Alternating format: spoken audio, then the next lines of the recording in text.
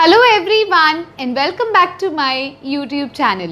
सो friends, जो हमारा आज का वीडियो लेक्चर होने वाला है ये बेस्ड है एक्सप्लोरिंग एनसीईआरटी की सीरीज़ पर। तो हमने आपको जैसे कि आपको मैंने बताया था अभी ट्यूसडे एंड फ्राइडे 2 दिन रखे गए हैं जिसमें मैं आपको एनसीईआरटी की लाइन टू लाइन रीडिंग करवाने वाली हूँ। सो उस पर चलने से पहले जिस भी स्टूडेंट ने अभी तक चैनल को सब्सक्राइब नहीं किया है और चैनल को सब्सक्राइब करना चाहते हैं तो चैनल का नाम है शौर्य ग्रोवर और उसके साथ आपको बेल आइकन देखने को मिलेगी। बेल आइकन को प्रेस करोगे तो नेक्स्ट वीडियो डल चुकी है ये नोटिफिकेशन आपकी स्क्रीन पर खुद ब खुद आ जाएगी, तो बेल आइकन को भी प्रेस कर दीजिए। अब स्टूडेंट्स देखिए, एनसीईआरटी को शुरू करने से पहले आपको स्क्रीन पर दिख रहा होगा हम यूनिट 1 जो है हमारा, ठीक है, हम यूनिट 1 हमारा इससे शुरू कर रहे हैं सॉलिड स्टेट से। आज के इस वीडियो लेक्चर में हम सॉलिड स्टेट को कवर करने वाले हैं। और एक और आपको बात बता देती हूँ, अगर किसी स्टूडेंट के पास एनसीईआरटी बुक नहीं पड़ी घर पे टेंशन नहीं लेनी, आपको स्टूडेंट्स पीडीएफ जो है वो किस में डिस्क्रिप्शन में देखने को मिल जाएगी।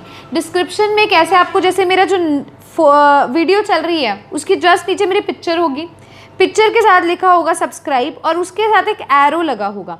एरो को क्लिक करोगे तो नीचे डिस्क्रिप्शन खुल जाता है, वहाँ से आप पीडीएफ डाउनलोड कर लो। मान लो अगर आज मैं आपको 5 पेज करवा रही हूँ तो वो 5 पेज आपको पीडीएफ की फॉर्म में अवेलेबल होंगे डिस्क्रिप्शन में।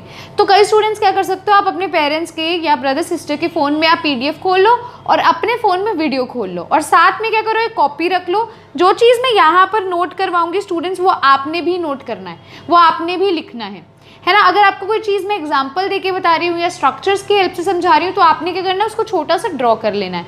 अगर एनसीईआरटी बुक है तो क्या कीजिए, पेंसिल अपने हाथ में रखिए और जो चीज़ मैं ड्रॉ करूँगी ना आप उस लाइन के आगे उसे ड्रॉ कर लीजिएगा, ठीक है। तो मैं आपको word to word line to line explanation करवाने लगी हूँ हमारी एनसीईआरटी की एक्सप्लोरिंग एनसीईआरटी की सीरीज़ का।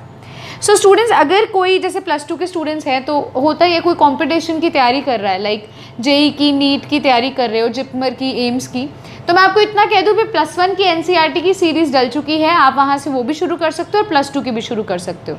आप डबल बेनिफिट का फ़ायदा उठाइए, मतलब आप +1 को भी साथ साथ चलिए और +2 भी चलिए। +2 लेकिन हमारी फर्स्ट इंपॉर्टेंस है क्योंकि बोर्ड्स में +2 के जो है मार्क्स आपके बहुत मैटर करते हैं, राइट। अब देखते हैं, मैंने आपको जैसे कि कहा आज के इस वीडियो लेक्चर में हम स्टडी करेंगे about solid state. Okay students, तो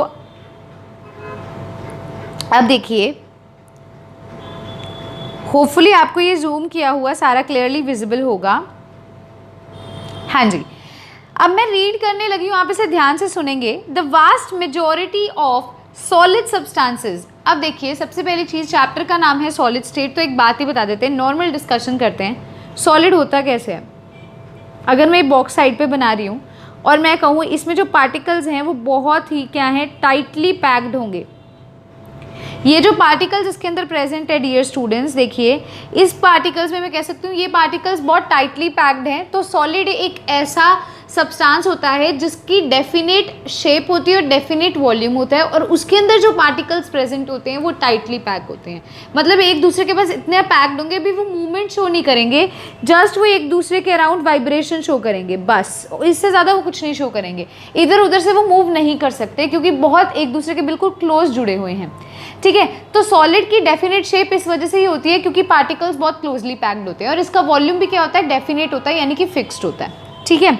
अब देखते हैं, तो सॉलिड की डेफिनेशन थी। सॉलिड स्टेट में हम क्या देखने वाले हैं, तो देखिए, the vast majority of solid substances like high temperature. वो कहता है बहुत ज़्यादा, अभी तक जितने भी सॉलिड सब्सटेंसेज हमने देखे हैं जैसे कि हाई टेम्परेचर हो गया, super conductors, biocompatible plastics, silicon chips etcetera are destined to play an ever expanding role in future development of science। तो इसको इस तरह से डिज़ाइन किया गया है भी, ये क्या करते हैं, फ्यूचर डेवलपमेंट जो हमारी साइंस में आगे जाकर जितनी भी चीज़ों की ज़रूरत है उसके अंदर क्या करते हैं, बहुत इंपॉर्टेंट रोल प्ले करते हैं।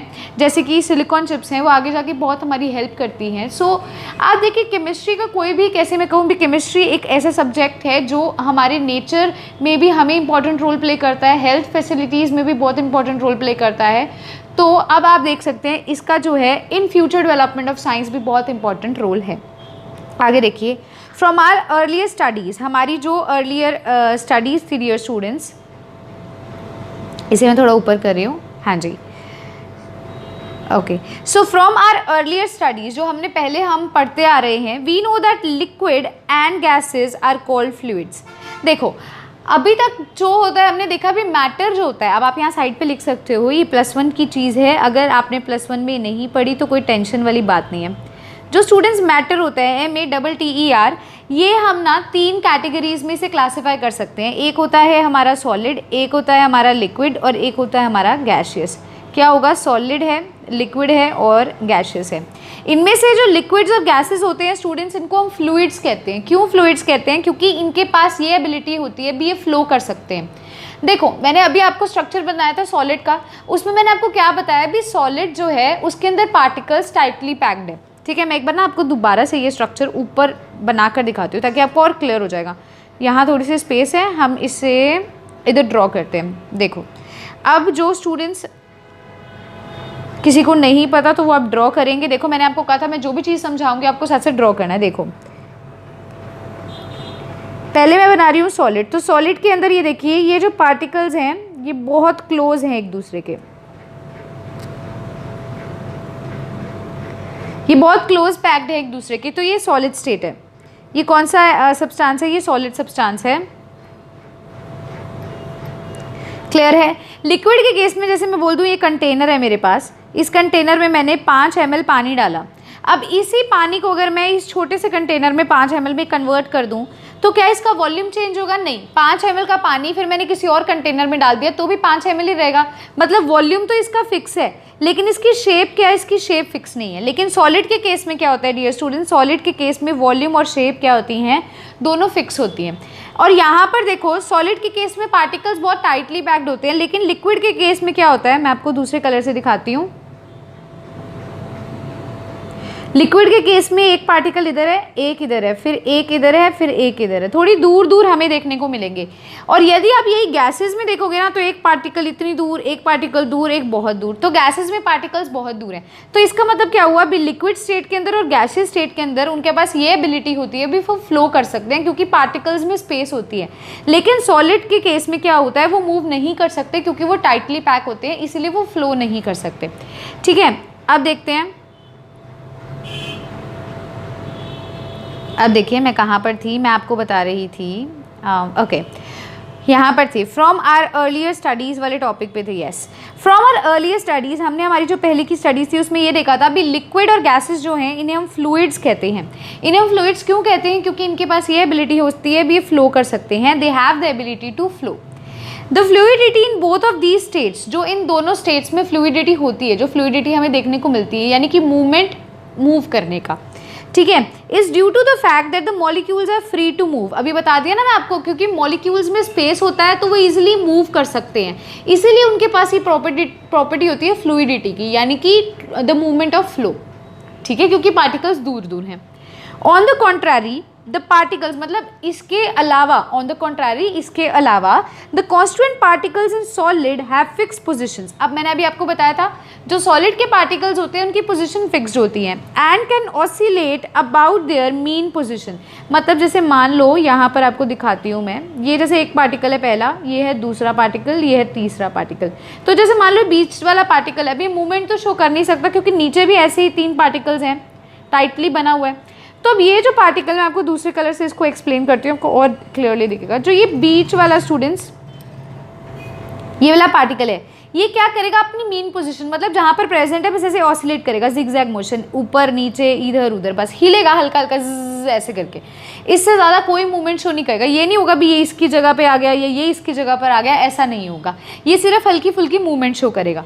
तो देखो क्या था, on the contrary the constituent particles in solid have fixed position, उनकी पोजीशन फिक्स्ड होती है, and can oscillate about their mean position, और वो अपनी मीन पोजीशन के अराउंड ऑसिलेट कर सकते हैं। This explains the rigidity in solid. इस टर्म को हम क्या बोलते हैं स्टूडेंट्स? रिजिडिटी बोलते हैं। तो आप इसको रिजिडिटी के एरो लगाकर ये डायग्राम ड्रॉ भी कर सकते हो और नीचे लिख भी सकते हो बी they will oscillate about their mean position, they will do zigzag motion, a little bit of zigzag motion. These properties depend upon the nature of constituent particles। अब देखो मैं कैसे कह सकती हूँ भी मूवमेंट शो कर सकता है, या मैं कैसे कह सकती हूँ टाइटली पैक्ड है, ये सब किस पे डिपेंड करता है, ये कॉन्स्टिट्यूएंट पार्टिकल्स के नेचर पर। मतलब ये जो एटम्स है, ये वाला एटम, ये वाला एटम, ये वाला एटम, ये वाला एटम, इन कॉन्स्टिट्यूएंट पार्टिकल्स पे ये सब चीज़ें क्या करती है स्टूडेंट्स, ये सब चीज़ें क्या करती है, डिपेंड करती हैं।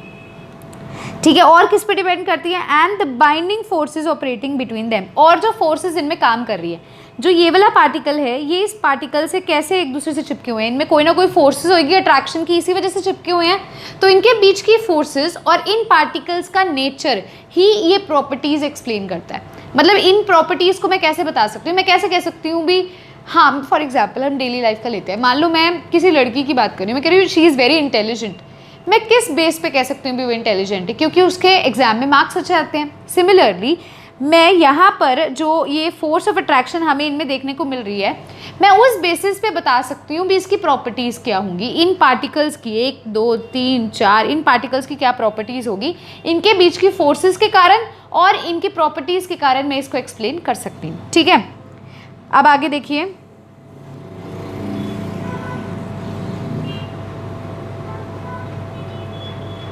Okay The correlation between structure and properties helps in the discovery of new solid materials। अब देखो जो इन प्रॉपर्टीज़, मतलब जो हमने प्रॉपर्टीज़ और उसके स्ट्रक्चर के बीच में रिलेशन निकाला है, उससे क्या होता है हम नए सॉलिड मटेरियल्स भी ऑब्टेन कर सकते हैं। जो हम पर्टिकुलर प्रॉपर्टी के साथ चाहते हैं हम वैसा प्रॉपर्टी वाला मटेरियल भी बना सकते हैं अगर हमें किसी की प्रॉपर्टी पता है तो। ठीक है, फॉर एग्जाम्पल, अब उसने एग्जाम्पल भी दिया समझाने के लिए, carbon nano tubes are new materials that have potential to provide material that are tougher than steel. अब देखो इन्होंने क्या किया, अब हमें स्टील की प्रॉपर्टीज़ पता थी, अब हम चाहते थे भी स्टील की प्रॉपर्टीज से ज़्यादा हमें कोई टफर बनाना है, मतलब कुछ ऐसा सब्सटेंस, तो उन्होंने कार्बन नैनो ट्यूब्स बनाए जिनके पास इतना पोटेंशियल होता है भी वो स्टील से भी क्या होते हैं, ज़्यादा टफ होते हैं, है ना, लाइटर देन एल्यूमिनियम, एल्यूमिनियम से लाइटर होते हैं, and have more conductive property than copper. मतलब देखो अभी तक जो नॉन एलिमेंट्स थे हमें क्या क्या पता है, स्टील, हमें स्टील के बारे में पता है, एल्यूमिनियम के बारे में पता है, कॉपर के बारे में पता है। जब हमें इन तीनों की प्रॉपर्टीज़ के बारे में पता है तो मैं चाहती हूँ भी एक ऐसा सुपीरियर, इनसे अच्छा मैं कुछ बनाऊँ जिसमें इन तीनों से भी ज़्यादा अच्छी प्रॉपर्टीज़ हो। तो इसका मतलब क्या हुआ, ऊपर वाली लाइन दोबारा देखो, द कोरिलेशन बिटवीन स्ट्रक्चर, भी मुझे स्ट्रक्चर पता है, मुझे प्रॉपर्टीज़ पता है, और इनकी हेल्प से मैं नया सॉलिड मटीरियल, इनकी हेल्प से द डिस्कवरी ऑफ, देखो न्यू सॉलिड मटेरियल मैं बना सकती हूँ। सिमिलरली उसने एग्जांपल दिया, अगर आपको स्टील के बारे में पता है, अगर आपको एल्यूमिनियम के बारे में पता है, कॉपर के बारे में पता है, तो आप एक ऐसा मटेरियल बनाओगे जो इनसे सुपीरियर होगा, इनसे अच्छा होगा। तो आपने क्या बना दिया, कार्बन नैनो ट्यूब्स बना दिए। सो हम इससे क्या कर सकते हैं, नए प्रॉपर्टीज़ वाले एलिमेंट्स की भी डिस्कवरी कर सकते हैं, नए प्रॉपर्टीज़ वाले स्ट्रक्चर भी ऑब्टेन कर सकते हैं। अगर हमें प्रीवियस वालों की प्रॉपर्टीज़ और स्ट्रक्चर पता होगा तो उनके रिलेशनशिप के हेल्प से हम ये सब डिफाइन कर सकते हैं। सच मटीरियल्स में play an expanding role in the future development of science and society. अब आगे जाकर देखो कभी कोई डिजीज़ हो रही है, कभी कुछ हो रहा है, तो अगर हम कुछ ना कुछ डिस्कवरी कर रहे हैं तो वो हमारी फ्यूचर डेवलपमेंट के लिए बहुत इंपॉर्टेंट रोल प्ले करता है, साइंस के अंदर बहुत इंपॉर्टेंट रोल प्ले करता है। नए जो हम चीज़ें डेवलप करते हैं, ऑब्टेन करते हैं, फॉर्म करते हैं।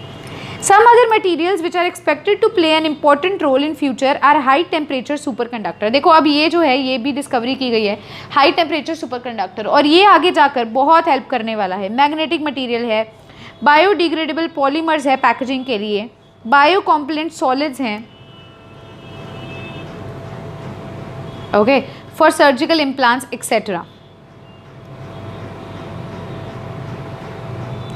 आगे देखिए, दस the study of this state becomes more important in the present scenario, क्योंकि जो सॉलिड स्टेट है, अब देखो सॉलिड स्टेट में हमने कितना कुछ सीख लिया, कितनी चीज़ों की डिस्कवरी देख ली है, अभी आगे जाकर जो हमारी फ्यूचर जनरेशन में बहुत हमें हेल्प करने वाली है। ठीक है, अब देखिए इन दिस यूनिट, ये तो जस्ट बेसिक सी एक वो थी भी, हाँ सॉलिड स्टेट कहाँ कहाँ काम आने वाला है, हमारे फ्यूचर में कैसे कैसे काम आने वाला है, तो आपको पता चल गया ना। जैसे अब अगर हमें 3 एलिमेंट्स के बारे में पता है, उससे सुपीरियर कोई एलिमेंट बनाना है तो सॉलिड स्टेट उसकी डिस्कवरी में बहुत हेल्प करता है। In this unit we shall discuss different possible arrangements of particles resulting in several type of structures. अब हम क्या करेंगे, जैसे अभी तो मैंने सॉलिड स्टेट में क्या किया, मैंने पार्टिकल्स को ऐसे ऐसे अरेंज कर दिया, मुझे क्या पता कौन सा पार्टिकल कहाँ पे प्रेजेंट है, तो हम डिफरेंट पॉसिबल उनकी पॉसिबिलिटीज़ देखेंगे भी, एक पार्टिकल कहाँ है, दूसरा पार्टिकल कहाँ प्रेजेंट है, साथ ही साथ हम उसका स्ट्रक्चर देखेंगे और उनकी डिफरेंट अरेंजमेंट देखेंगे उनकी यूनिट की, जिसके कारण उनके अंदर डिफरेंट प्रॉपर्टीज़ आती है। मतलब हम क्या करने वाले हैं, हम पार्टिकल्स को जगह जगह प्लेस करेंगे, कभी उसे कॉर्नर पे प्लेस करेंगे, कभी उसे फेस के सेंटर पे प्लेस करेंगे, और फिर उससे उसकी नई प्रॉपर्टीज़ डेवलप करेंगे, नया एलिमेंट बनाएंगे, नया कंपाउंड बनाएंगे। We also learn how these properties get modified due to structural imperfections. हम आगे जाकर ये भी देखेंगे भी इसके अंदर डिफेक्ट्स भी देखने को मिलते हैं, ठीक है, और the presence of impurities in minute amount. और हमें ये भी देखने को मिलता है भी कई सॉलिड ऐसे होते हैं जिनके अंदर इम्प्योरिटी भी प्रेजेंट होती है, तो हम उन इम्प्योरिटी और इम्परफेक्शंस यानी कि डिफेक्ट्स को भी स्टडी करेंगे क्रिस्टल्स के केस में, ठीक है स्टूडेंट्स। तो ये तो जस्ट बेसिक्स एक इन्फॉर्मेशन थी, मैं आपको इसको थोड़ा छोटा करके दिखा रही हूँ, आप देख सकते हो। ओके सो आप देखिए, हमने सबसे पहले, मैं आपको क्या कहने वाली हूँ, मैंने आपको कहा था अगर मैं 2 पैराग्राफ पढ़ा रही हूँ या 3 पैराग्राफ पढ़ा रही हूँ, आपका काम होना चाहिए आप साथ साथ रीड करते जाओ। तो अब आपका क्या काम है, सबसे पहले आपने पढ़ना है भी सॉलिड स्टेट के अंदर जो फ्लूइड्स के बारे में हमने डिस्कशन की थी, भी लिक्विड गैसेस क्या होती हैं, उनकी प्रॉपर्टी होती है फ्लूइड्स की, जो कि सॉलिड में नहीं होती, क्योंकि सॉलिड में पार्टिकल्स टाइटली पैक्ड होते हैं। उसके बाद हमने पढ़ा भी न्यू डिस्कवरी होती है, हमने जस्ट एक बेसिक इंट्रोडक्शन पढ़ी। तो फटाफट से 2 मिनट लगाइए। 2 मिनट कैसे, आपने वीडियो को पॉज करना है, ये नहीं भी मैं 2 मिनट दे रही हूँ तो उस 2 मिनट में रीड, इतनी जल्दी रीड नहीं होगा। मैंने मतलब समझा दिया आपका लाइन टू लाइन। अब आप वीडियो को पॉज करोगे, इसको आराम से एक बार रीड करोगे दोनों पैराग्राफ को। अब मैं आपको नेक्स्ट पेज खोल रही हूँ, हम हमारा जो टॉपिक है general characteristics of solid state, इसको शुरू करने वाले हैं। फटाफट से आप उसको रीड कर लीजिए, फटाफट से कीजिए।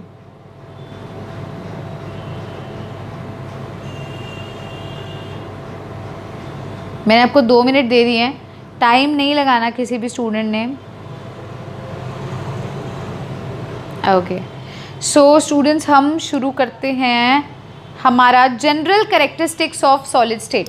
इन क्लास 11th के अंदर you have learned that matter can exist in 3 states. अभी आपको बता के हटी थी। पहली चीज़ तो अगर किसी स्टूडेंट को नहीं पता तो वो लिख सकते हैं मैटर क्या होता है।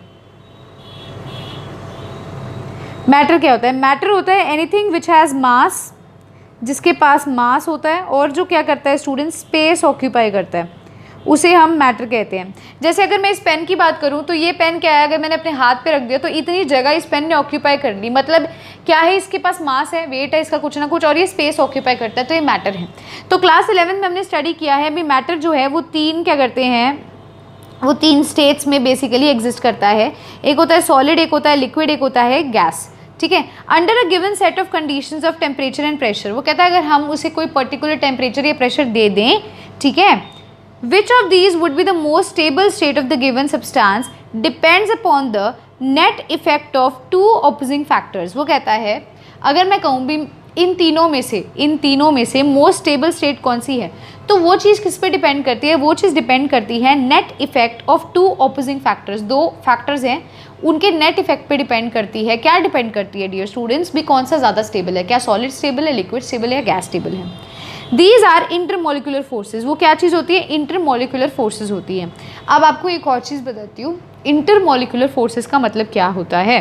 देखो अब आगे पहले एक बार रीड करते हैं लाइन को, फिर एक्सप्लेन करती हूँ। These are intermolecular forces which tend to keep the molecules या फिर एटम्स क्लोजर। इंटरमोलिकुलर फोर्सेज क्या, भी 2 मॉलिक्यूल, जो 2 मॉलिक्यूल्स है ना उनको होल्ड करके रखने वाला, ठीक है, एक मॉलिक्यूल और एक मॉलिक्यूल को होल्ड करके रखने वाली फोर्स जो होती है उसे बोलते हैं intermolecular forces. Intermolecular forces which tend to keep molecules closer and thermal energy which tends to keep them apart by making them move faster. अब देखो मैंने आपको क्या बोला, भी हमें बताना है भी मोस्ट स्टेबल स्टेट कौन सी है। इसे बताने के लिए हमें 2 ऑपोजिंग फोर्सेस का पता होना जरूरी है। पहली फोर्स होती है इंटरमोलिकुलर फोर्स। इंटरमोलिकुलर फोर्स वो फोर्स होती है जो 2 मॉलिक्यूल्स को बाइंड करके रखते हैं। मेरी फोटो को देखो, मेरी इमेज को देखो, यहाँ मतलब उस पर मत देखो, एनसीईआरटी वाली बुक पे मत देखो, इधर देखो। इंटरमोलिकुलर फोर्स वो फोर्स होती है जो एक मॉलिक्यूल को दूसरे मॉलिक्यूल से बाइंड करके रखती है, और थर्मल एनर्जी वो होती है जो उन्हें अपार्ट करती है, दूर करती है। तो इन 2 ऑपोजिट फोर्सिंग्स का भी, अट्रैक्शन का और रिपल्शन का, जो नेट रिजल्ट होता है उसके कारण हम बता सकते हैं भी कौन सी स्टेट ज़्यादा स्टेबल है, ठीक है। अब रीड करती हूँ, दोबारा से देखो। Under a given set of condition, second line से रीड कर रही हूँ। अंडर अ, एक second, okay, under a given set of conditions temperature and pressure which of these would be most stable, कौन सी ज़्यादा स्टेबल होगी, ये चीज़ किस पे डिपेंड करती है, net effect of 2 opposing factors. पहला है intermolecular forces which tend to keep this molecules closer, जो इन्हें पास रखने की कोशिश करता है। दूसरा क्या है, thermal energy which tends to keep them apart by making them move faster. Thermal energy क्या करता है, उन्हें दूर रखने की कोशिश करता है ताकि वो दूर दूर भागें, ठीक है। एट सफिशिएंटली लो टेम्परेचर, अब देखो जब टेम्परेचर हम कम प्रोवाइड करते हैं,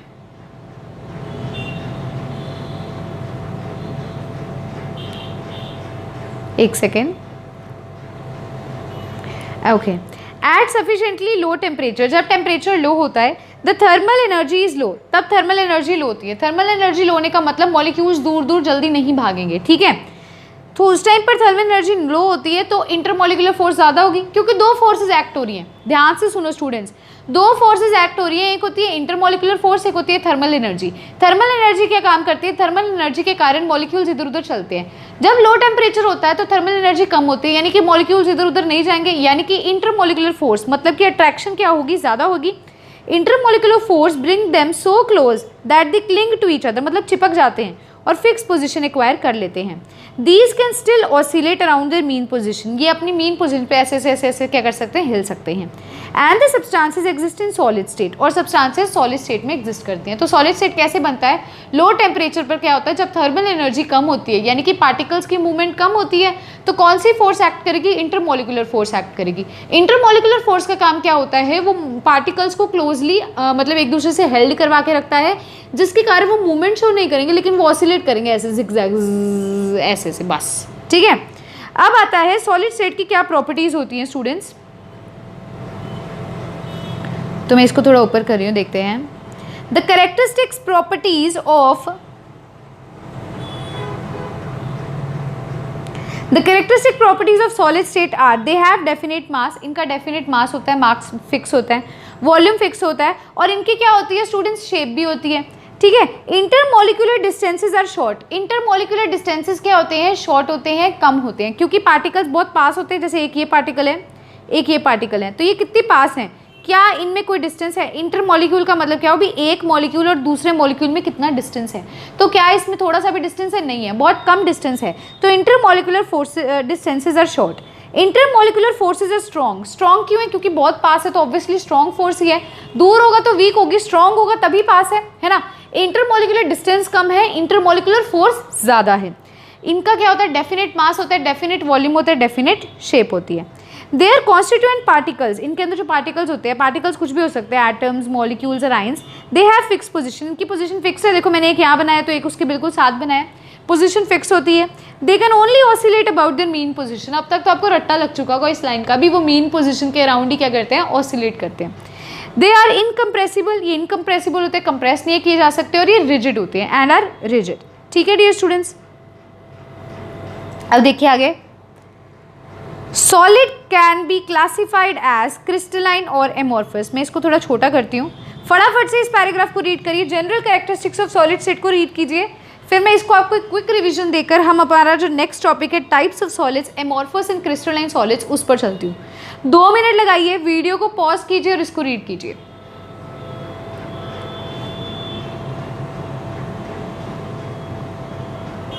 okay students,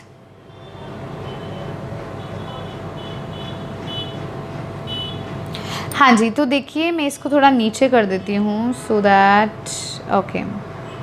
Solids can be classified as crystalline or amorphous on the basis of the nature of order present in the arrangement of their constituent particles. हम solid को crystalline या amorphous कह सकते हैं।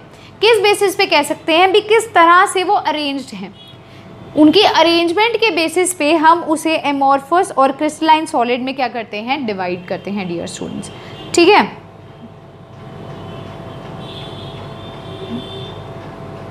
Okay अब देखो क्रिस्टलाइन सॉलिड क्या होता है, अमॉर्फस सॉलिड क्या होता है, आप उसको स्टडी करेंगे। दोनों सॉलिड की टाइप्स होती हैं और इन्हें हमने कैसे किस बेसिस पे डिवाइड किया, हमने क्रिस्टलाइन और अमॉर्फस को उसके क्या कह सकते हैं अरेंजमेंट भी, उसके अंदर पार्टिकल्स किस तरह से अरेंज है उस बेसिस पे डिवाइड किया।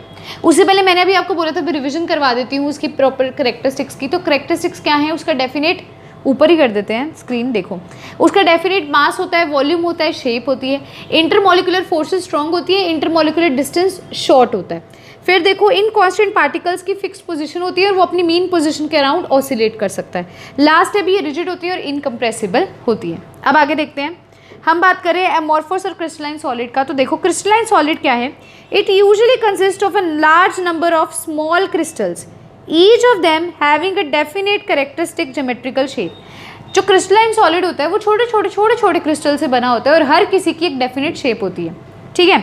The arrangement of constituent particles, अब पार्टिकल्स में एटम्स, मॉलिक्यूल्स, आयंस तीनों चीज़ें आएंगी। इनकी जो अरेंजमेंट होती है क्रिस्टल में वो एक ऑर्डर्ड होती है और रेपिटेटिव होती है तीनों डायमेंशन में। कैसे, देखो जैसे ये ए एक पार्टिकल है, ये बी एक पार्टिकल है, इसके बाद फिर एक ए पार्टिकल आएगा, फिर एक बी पार्टिकल आएगा। ऐसे ही मैं नीचे जाऊंगी तो ए के बाद बी आएगा, फिर ए आएगा, इधर जाऊंगी बी के बाद ए, फिर बी, फिर ए। सॉरी डियर स्टूडेंट्स,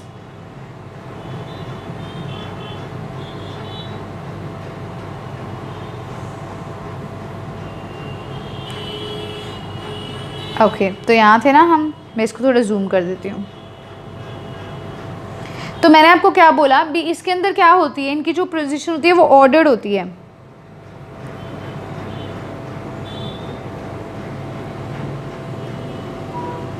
देखो ए के बाद बी आ रहा है, फिर ए आ रहा है, फिर बी आ रहा है, ऐसे नीचे आ रहे हो, ए के बाद बी आ रहा है, फिर ए आ रहा है, फिर बी आएगा, बी के बाद ए आ रहा है, फिर बी आ रहा है, फिर ए आएगा। मतलब एक ऑर्डर चल रहा है, एक रेपिटेटिव है, रेपिटेशन चल रही है, A B type, A B type. तो ये कौन से हमारे सॉलिड्स होते हैं, ये हमारे होते हैं क्रिस्टलाइन सॉलिड। आप फटाफट से इस डायग्राम को ड्रॉ कीजिए, मैं इसको फिर इरेज करके आपको यहाँ दिखाती हूँ। देखो दूसरे नहीं तो लाइन से हम रीड कर लेते हैं, एक काम करते हैं। हाँ जी देखो, अ क्रिस्टलाइन सॉलिड, दोबारा पढ़ रही हूँ थर्ड लाइन से। अ crystalline solid usually consist of large number of small crystals, छोटे छोटे क्रिस्टल से बने होते हैं और उनकी पर्टिकुलर ज्योमेट्री शेप होती है। अब इनकी जो अरेंजमेंट होती है क्रिस्टल में वो ऑर्डर्ड होती है, मतलब ऑर्डर ऐसे है, अभी ए के बाद बी आ रहा है, फिर ए आ रहा है, फिर बी आएगा, ऐसे बी के बाद ए आ रहा है, फिर बी आ रहा है, फिर ए आएगा। तो एक ऑर्डर है, ए बी ऑर्डर है ना, प्रॉपर ऑर्डर, ठीक है। एंड रेपिटेटिव है तीनों डायमेंशन में, चाहे आप एक्स एक्सिस में चले जाओ, वाई एक्सिस में चले जाओ, जेड एक्सिस में चले जाओ, तो आपको सेम देखने को वो मिलेगी। If we observe the pattern in one region of the crystal, अगर आप एक रीजन में देखते हैं इसका पैटर्न, तो we could predict accurately the position of particles in any other region. देखो अगर मैंने एक्स एक्सिस में देख लिया, अभी एक ऑर्डर चल रहा है ए बी टाइप, तो मैं वाई एक्सिस में भी बता सकती हूँ ए बी टाइप चलेगा। मतलब अगर एक रीजन का मुझे पता है ये पैटर्न चल रहा है, तो दूसरे रीजन का ईजिली बता सकती हूँ। तो ये कौन सी टाइप होती है, क्रिस्टलाइन, जिसमें पार्टिकल्स एक ऑर्डर्ड वे में पैक्ड होते हैं, ऑर्डर्ड वे में होते हैं, और क्या होते हैं, रेपिटेटिव होते हैं, ठीक है। दस crystal has a long range order which means that there is a regular pattern of arrangement of particles which repeats itself periodically over the entire crystal।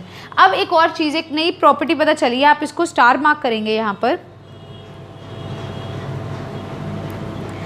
A crystal has a long range order, जो crystalline solids होते हैं इनके long range order होते हैं। Long range order का मतलब क्या है, भी आप लंबे डिस्टेंस तक चले जाओ, जैसे अभी स्ट्रक्चर बनाया, ऐसे यहाँ लंबे डिस्टेंस तक आ जाओ तो क्या है, आपको ए बी पैटर्न देखने को मिलेगा। ये नहीं भी ए बी के बाद ए आ गया, नहीं, ए बी ही चलता जाएगा, लॉन्ग रेंज तक आपको सेम ही ऑर्डर देखने को मिलेगा। इसीलिए क्रिस्टलाइन क्या होते हैं, लॉन्ग रेंज ऑर्डर को फॉलो करते हैं, मतलब ये रिपीट करते हैं अपने आप को after a regular interval of time में।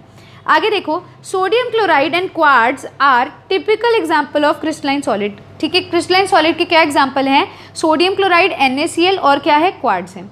Glass, rubber and many plastics do not form crystal. अब देखो, अब कई एग्जाम्पल हैं जो क्रिस्टल्स नहीं बनाते, जैसे ग्लास है, रबर है और कुछ प्लास्टिक्स हैं। When their liquid solidify on cooling, तो वो जब उनके लिक्विड सॉलिडिफाई करते हैं कूलिंग में, तो वो क्या करते हैं, वो क्रिस्टल्स नहीं बनाते।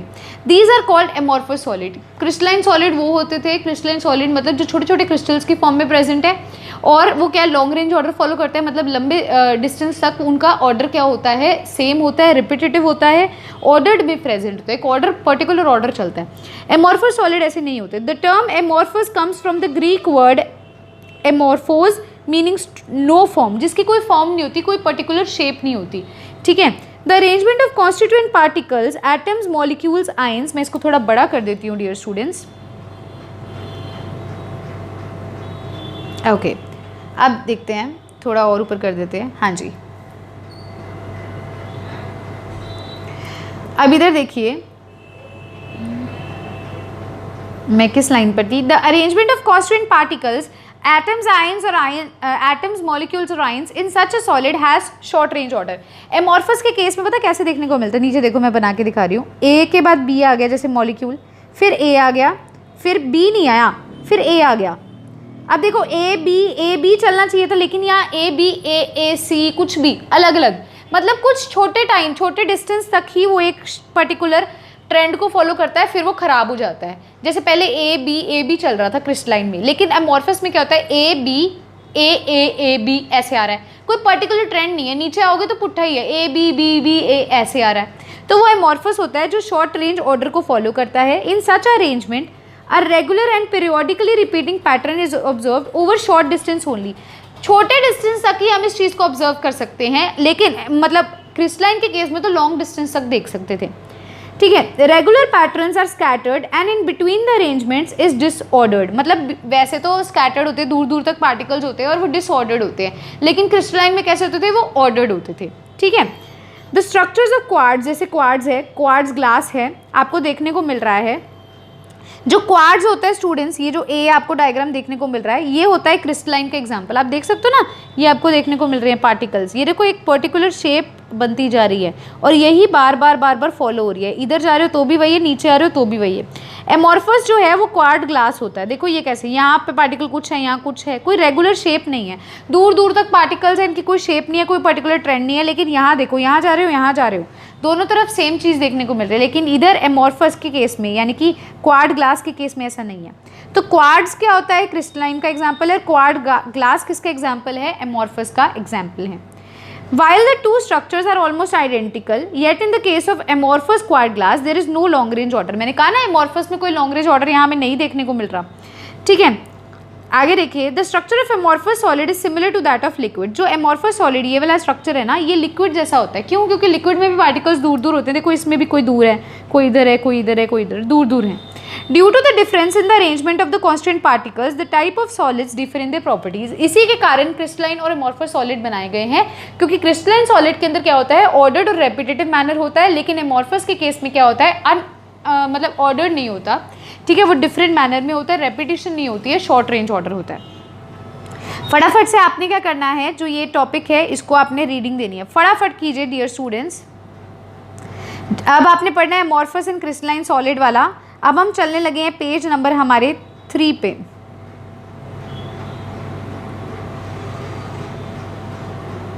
इनकी कुछ प्रॉपर्टीज पढ़ेंगे, एमॉर्फस की और क्रिस्टलाइन की। ओके, तो देखिए क्या है प्रॉपर्टीज इनकी।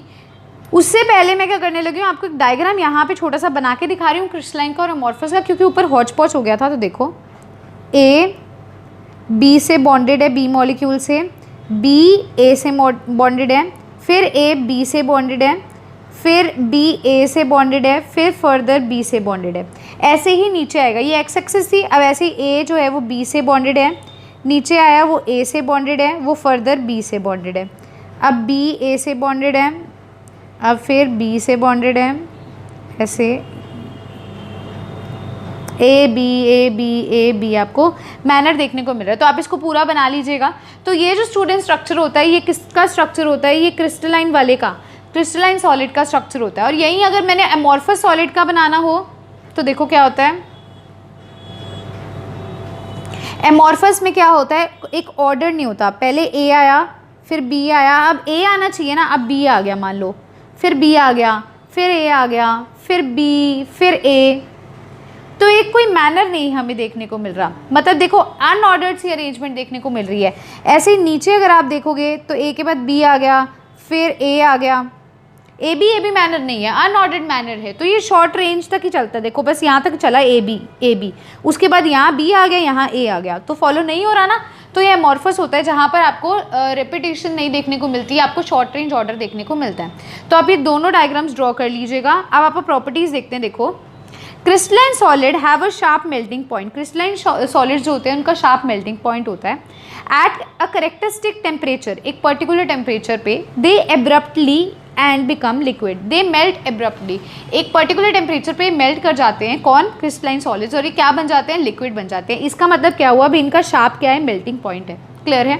ऑन द अदर हैंड, अब हम एमॉर्फस सॉलिड से कंपेयर करके चल रहे हैं, they soften and melt and start flowing over a range of temperature. अब देखो क्या होता है, मैंने आपको बताया था अमॉर्फस सॉलिड जो है वो लिक्विड की तरह काम करते हैं क्योंकि इनके पास पार्टिकल्स दूर दूर होते हैं और शॉर्ट रेंज ऑर्डर फॉलो करता है। तो क्या होता है, जो क्रिस्टलाइन सॉलिड होते हैं जब वो मेल्ट होते हैं डियर स्टूडेंट्स तो वो लिक्विड बनते हैं, लेकिन अमॉर्फस क्या करते हैं, जब ये मेल्ट होते हैं ना तो ये फ्लो करना शुरू कर जाते हैं over a wide range of temperature, बहुत लंबे टेम्परेचर तक। क्रिस्टलाइन इतने लंबे तक नहीं करते लेकिन ये करते हैं।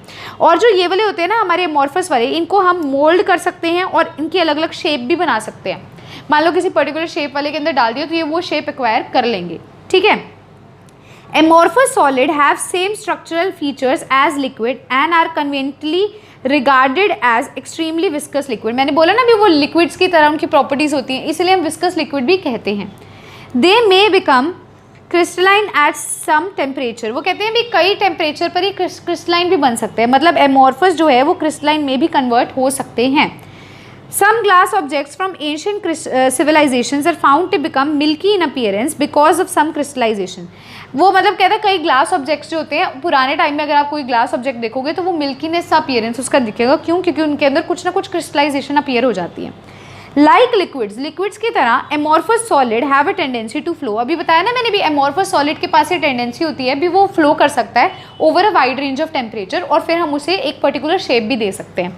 तो लिक्विड की तरह एमॉर्फस सॉलिड के पास भी प्रॉपर्टी होती है, एक टेंडेंसी होती है फ्लो करने की, दो वेरी स्लोली, लेकिन करेगा वो बहुत स्लोली फ्लो, ठीक है। Therefore sometimes these are called pseudo solids और super cooled liquids। ये इंपॉर्टेंट है, इसको आप स्टार मार्क कर लीजिएगा। क्या स्टार मार्क करना है भी, एमॉर्फस सॉलिड्स को हम स्यूडो सॉलिड्स भी कह सकते हैं और इसे हम सुपर कूल लिक्विड भी कह सकते हैं। क्यों? क्योंकि इसके पास टेंडेंसी होती है भी ये इजीली फ्लो कर सकता है, ठीक है। अब आगे देखिए, एक और प्रॉपर्टी है, बहुत इंपॉर्टेंट प्रॉपर्टी है और पेपर में पूछी भी जाती है कई बारी। Amorphous solid are isotropic in nature. ये बहुत इंपॉर्टेंट रूल है, मतलब आपको पता होना चाहिए एन आइसोट्रॉपिक क्या होता है और आइसोट्रॉपिक क्या होता है। तो amorphous solid an isotropic amorphous वाले जो होते हैं वो आइसोट्रॉपिक होते हैं। AI ऐसे याद कर लो, आई ऐसे याद कर लो। तो AI का मतलब क्या है, एमॉर्फस वाले क्या है, आइसोट्रॉपिक है। देयर मतलब इसका मतलब क्या होता है, देखो, their properties such as mechanical strength, refractive index, electrical conductivity are same in all direction. मतलब अगर आप इस डायरेक्शन में जाओगे तो भी सेम प्रॉपर्टीज़ होंगी, इस डायरेक्शन में जाओगे तो भी सेम होंगी, ऐसे जाओगे जेड एक्सिस वाली डायरेक्शन में तो भी सेम प्रॉपर्टीज़ होंगी। मतलब अगर सारी डायरेक्शंस में जाने पर आपको सेम प्रॉपर्टीज़ देखने को मिलती है तो वो आइसोट्रॉपिक होता है। और वो किसके अंदर आता है, वो एमॉर्फस सॉलिड के केस के अंदर आता है। This is because there is no long range order, क्योंकि इसके अंदर कोई लॉन्ग रेंज ऑर्डर नहीं होता, ठीक है, इसलिए अरेंजमेंट जो है वो डेफिनेट नहीं होता सारी डायरेक्शंस में। Hence the overall arrangement becomes equivalent in all directions, इसलिए जो ओवरऑल अरेंजमेंट है वो इक्विवेलेंट हो जाता है। Therefore value of any physical property would be same along any direction. इसके कारण जो सारी डायरेक्शंस में क्या है, फिजिकल प्रॉपर्टी सेम रहती है। बस इतना याद रखो, AI याद रखो, भी एमॉर्फस है तो वो आइसोट्रॉपिक होगा। आइसोट्रॉपिक का मतलब क्या है, भी किसी भी डायरेक्शन में चले जाओ तो उसकी जितनी भी फिजिकल प्रॉपर्टीज़ हैं, जैसे रिफ्रैक्टिव इंडेक्स हो गया, इलेक्ट्रिकल कंडक्टिविटी या स्ट्रेंथ होगी, वो सेम रहेगी, वो चेंज नहीं होगी। आगे देखो, अब क्रिस्टलाइन सॉलिड की वो बात करता है। Crystalline solid are anisotropic in nature. ये एन आइसोट्रॉपिक होते हैं, मतलब कि ये डिफरेंट डायरेक्शन में जाओगे तो डिफरेंट आपको फिजिकल प्रॉपर्टीज देखने को मिलेंगी। एमॉर्फस आइसोट्रॉपिक होते थे, मतलब किसी भी डायरेक्शन में चले जाओ, इधर चले जाओ, नीचे चले जाओ, ऐसे चले जाओ, सेम फिजिकल प्रॉपर्टीज मिलती हैं। क्रिस्टलाइन में ऐसा नहीं है। देखो, that is some of the physical properties जैसे कि इलेक्ट्रिकल रेजिस्टेंस या refractive index show different values when measured along different directions in some crystal. कई क्रिस्टल्स में अगर डिफरेंट डायरेक्शन में जाएंगे तो उनकी डिफरेंट वैल्यूज आएंगी, उनकी सेम वैल्यूज नहीं आएंगी। This arises from different arrangement of particles in different direction. ये क्यों होता है, क्योंकि डिफरेंट अरेंजमेंट होती है डिफरेंट पार्टिकल्स की डिफरेंट डायरेक्शन में, इस वजह से। फिगर 1.2 में आपको देखने को मिल रहा है ये एन आइसोट्रॉपी देखने को मिल रही है, ठीक है। देखो कैसे B जो है वो नीचे दिखा रहा है, मतलब ये ब्लू वाले पार्टिकल्स देखने को मिल रहे हैं, लेकिन ये जो आपको CD आपको मतलब AB में आपको ये देखने को मिल रहा है भी सिर्फ ब्लू वाले पार्टिकल्स है। CD में देखो एक पार्टिकल ये रेड वाला है, एक ब्लू वाला, एक रेड वाला, एक ब्लू वाला, तो सेम नहीं है ना, पार्टिकल्स ही डिफरेंट है तो उनकी प्रॉपर्टीज भी डिफरेंट हो जाएंगी। क्लियर है, ठीक है। आगे देखो, this is illustrated by the figure 1.2. This figure shows a simple two-dimensional pattern of arrangement of two kinds of atoms. दो तरह के एटम दिखाए हैं, एक इन्होंने रेड कलर का दिखाया है ये और एक ब्लू कलर का दिखाया है ना। ओके, सो देखो, mechanical properties such as resistance to shearing stress might be quite different in two directions. वो कहता है वैसे तो इसके अंदर क्या होता है भी मैकेनिकल स्ट्रेंथ जैसी जैसी प्रॉपर्टीज होती है वो भी डिफरेंट होती है डिफरेंट डायरेक्शंस में। डीफॉर्मेशन इन CD में आप देख सकते हो डीफॉर्मेशन है, एक बड़ा है एक छोटा है, एक बड़ा है एक छोटा है, दो तरह के एटम्स हैं। ठीक है। The difference between crystalline solid और अमॉर्फस सॉलिड उन्होंने क्या किया, टेबल की फॉर्म में समराइज किया। उस पर चलने से पहले मैं आपको इतना बोलूँगी भी फटाफट से आपने क्या करना है, आपका काम होना चाहिए इसको पढ़ना। क्रिस्टलाइन सॉलिड और अमॉर्फस सॉलिड की प्रॉपर्टीज़ को रीड करो, फिर आपका जो एक टेबल बनाया हुआ है उसकी फॉर्म में इसके डिफरेंस को समझते हैं। वीडियो को पॉज करके करना है। देखो स्टूडेंट्स, अगर आप चाहो तो आप स्किप भी कर सकते हो, लेकिन मत करना, मेरी सजेशन मानो। अगर आप मेरा कहना मानते हो तो प्लीज़ इसे रीड करना, क्योंकि अगर आप अभी रीड कर लोगे ना पक्का हो जाएगा, आपको दोबारा रीड करने की ज़रूरत नहीं पड़ेगी। मैंने समझा दिया है, आप रीड कर लो, आपको हाँ मुझे समझ आ गया। लेकिन यही अगर आप स्किप कर दोगे ना तो वो आपका स्किप ही रह जाएगा। आप सिर्फ एक दिन के लिए वो आपको टॉपिक याद होगा, या मैक्सिमम चलो मैं ये भी कह देती हूँ 3 दिन के लिए याद होगा। लेकिन यही मैं आपसे अगर 15 दिन बाद पूछ लूँ ना, भूल जाओगे। इसीलिए मैं बोल रही हूँ, अगर मैं आपको कह रही हूँ भी रीड करो, वीडियो को पॉज करके उसी टाइम उसे रीड करो, ठीक है। अब देखते हैं हम डिफरेंस। होपफुली आपने वीडियो को पॉज करके रीड कर लिया होगा। ओके सबसे पहली प्रॉपर्टी आती है शेप एंड मेल्टिंग पॉइंट। देखो क्रिस्टलाइन सॉलिड में कैसी शेप होती है आपको पता ही है, डेफिनेट कैरेक्टरिस्टिक ज्योमेट्रिकल शेप होती है। एमॉर्फस में क्या होती है, इरेगुलर होती है। क्यों? क्योंकि क्रिस्टलाइन में आपको पता है ना एक सेम ऑर्डर देखने को मिलता है, A B A B A B और नीचे भी वही। एमॉर्फस में कोई पार्टिकल इधर है कोई उधर है, तो उसकी शेप डिफाइंड नहीं है, लेकिन क्रिस्टलाइन की शेप डिफाइंड होती है, ठीक है। तो डेफिनेट कैरेक्टरिस्टिक ज्योमेट्रिकल शेप होती है क्रिस्टलाइन की, और एमॉर्फस की क्या होती है, इरेगुलर शेप होती है। मेरे पीछे पीछे रिपीट करो, शेप कैसी होती है क्रिस्टलाइन की, डेफिनेट ज्योमेट्रिकल शेप होती है, और एमॉर्फस की कैसी होती है, इरेगुलर होती है, ठीक है, उबड़ खाबड़ से होती है। आगे देखो मेल्टिंग पॉइंट। मेल्टिंग पॉइंट क्या है, they melt at sharp and characteristic temperature. जो क्रिस्टलाइन है वो शार्प कैरेक्टरिस्टिक टेम्परेचर पे मेल्ट कर जाता है। एमॉर्फस क्या करता है, gradually soften over a wide range of temperature. Amorphous बहुत ज़्यादा टेम्परेचर दो तो धीरे धीरे सॉफ्ट होता है, लेकिन जो हमारा क्रिस्टलाइन है वो एक शार्प मेल्टिंग पॉइंट पे ही क्या हो जाता है, मतलब मेल्ट हो जाता है, ठीक है।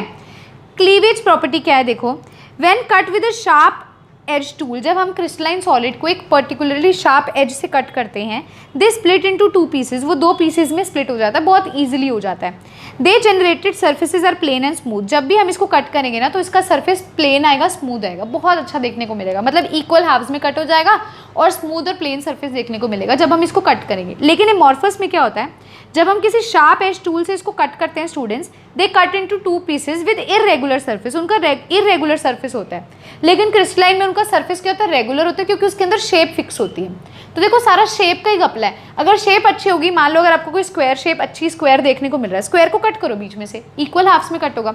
यही आपको मतलब अमीबा लाइक स्ट्रक्चर, बायो वाले स्टूडेंट्स का आता है, अमीबा लाइक ऐसे ऐसे होता है, उसको कट करो तो वो इक्वल शेप में कट नहीं होगा, इरेगुलर शेप में कट होगा, क्योंकि उसकी शेप ही डेफिनेट नहीं है, इरेगुलर है, ठीक है।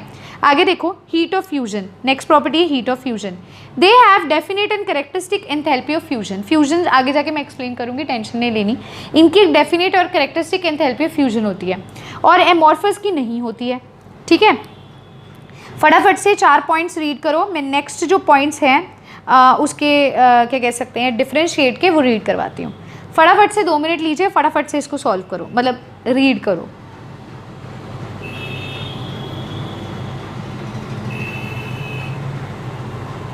ओके स्टूडेंट्स, अब आती है एनआइसोट्रॉपी। तो हमने बोला था ना भी एनआइसोट्रॉपिक होते हैं क्रिस्टलाइन, और एमॉर्फस क्या होते हैं, आइसोट्रॉपिक होते हैं, है ना।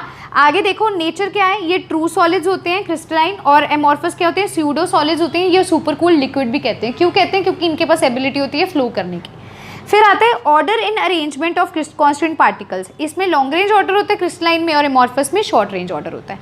इतना तो क्लियर है, अच्छे से आ भी क्या होगा समझ में। आगे देखो, besides crystalline and amorphous solid, there are some solids which apparently appear amorphous but are microcrystalline structure।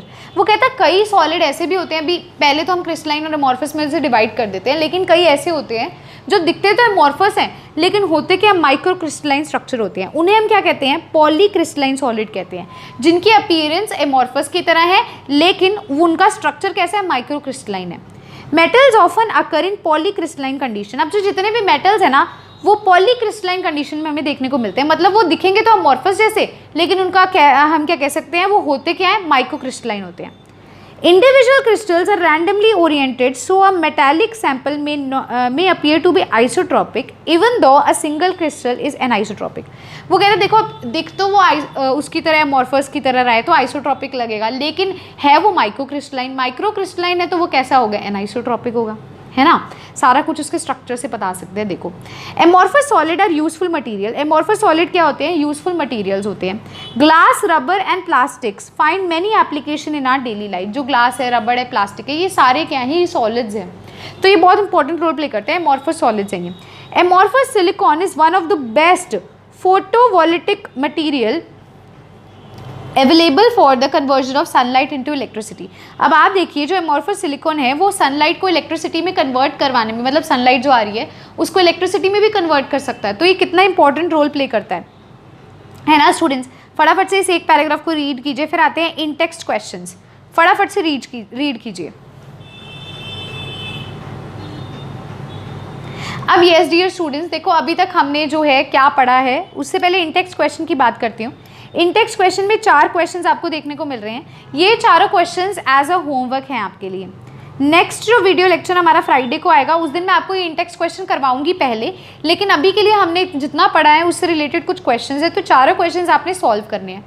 Comment box के अंदर कमेंट करने हैं इनके आंसर्स। अगर करोगे तो मुझे बहुत अच्छा लगेगा, और अगर अपनी कॉपीज़ पे लिखोगे तो भी कोई इशू नहीं है, लेकिन अगर आप कमेंट बॉक्स के अंदर कमेंट कर रहे हो तो अपना नेम लिखकर 1.1 आंसर, 1.2 आंसर, 1.3, 1.4, कोई बात नहीं। अगर आपका आंसर बड़ा हो जाए कोई दिक्कत नहीं है, लेकिन मुझे अच्छा लगेगा भी हाँ आपको समझ आई है नहीं आई है। सेकेंड चीज़, आपने मुझे कमेंट बॉक्स के अंदर कमेंट करके ज़रूर बताना भी आपको कैसा लगा एनसीईआरटी सीरीज़। ये एक्सप्लोरिंग एनसीईआरटी का जो कंसेप्ट है, लाइन टू लाइन पढ़ना, आपको कैसा लगा? अभी तक हम लेक्चर्स पढ़ रहे थे, टॉपिक समझ रहे थे, अब हम उसे रीड कर रहे हैं। पता क्या होता है, एक बार आपने सुन लिया लेक्चर, फिर आप उसको खुद रीड करोगे ना जब, तो वो आपको बहुत अच्छे से हो जाएगा, आपको पक्का हो जाएगा। इस वजह से मैं एनसीईआरटी सीरीज़ लेके आई, ताकि अगर आपको लेक्चर्स मैंने समझा दिया जैसे सॉलिड स्टेट का सुन लिया है, लेकिन अब उसको खुद रीड करो ताकि वो परफेक्ट हो जाए, फिर कभी उसमें डाउट आए ही ना। तो ये 4 क्वेश्चंस एज अ होमवर्क है, साथ ही साथ कमेंट बॉक्स के अंदर कमेंट करके बताना कैसे लगा है। और अब एक बार मैं आपको क्विक रिव्यू देती हूँ आज के, मतलब जो हमने आज के इस वीडियो लेक्चर में, ट्यूसडे वाले वीडियो लेक्चर में क्या क्या कवर किया। पहले हमने सॉलिड स्टेट के बारे में पढ़ा, फिर हमने उसकी जनरल इंट्रोडक्शन देखी, फिर हमने जनरल कैरेक्टरिस्टिक्स देखी, उसके बाद टाइप्स देखी एमॉर्फस और क्रिस्टलाइन, और उसके बाद उसका डिफरेंस देखा, है ना। और लास्ट में अब इन टेक्स्ट क्वेश्चंस है जो कि आपके एज अ होमवर्क है। सो स्टूडेंट्स, यहीं पर जो हमारा आज का वीडियो लेक्चर है वो फिनिश होता है। अगर आज का वीडियो लेक्चर आपको अच्छा लगा है तो लाइक कर दीजिए, और अभी तो हमने थोड़ा सा ही लिया, जैसे नेक्स्ट क्लास में हम थोड़ा ज़्यादा कंसेप्ट ले लेंगे, थोड़ी ज़्यादा वीडियो और लंबी बन जाएगी, ठीक है। सो धीरे धीरे करके हम कर लेंगे सिलेबस की टेंशन ना लीजिएगा। आप +2 में है तो आप +1 की भी देख सकते हैं एनसीईआरटी, उसका भी फ़ायदा उठाइए।